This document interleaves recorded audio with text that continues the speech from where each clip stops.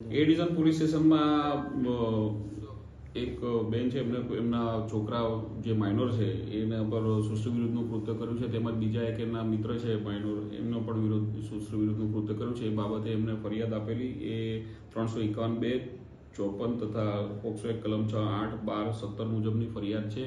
જે ફરિયાદ એ division police સ્ટેશનમાં દાખલ કરવામાં આવેલ છે અને હાલ તપાસ ચાલુ છે. ઉપરોક્ત બનાવ છે એમાં છેલ્લા 3-4 મહિનાથી આ ભોગ બનનારે નું શોષણ કરવામાં આવતું હતું અને આ બાબતે તપાસ ચાલુ છે. આરોપી જયેશભાઈ અને લાલાભાઈ છે અને બંને આરોપીઓ હાલ પોલીસ કસ્ટડીમાં છે. આ જે આરોપી છે એના જે પાણીનું જે જગ ભરવાનું કામ કરે છે એ જગ્યા પર એમની સ્થળ પર આ બનાવ છે અને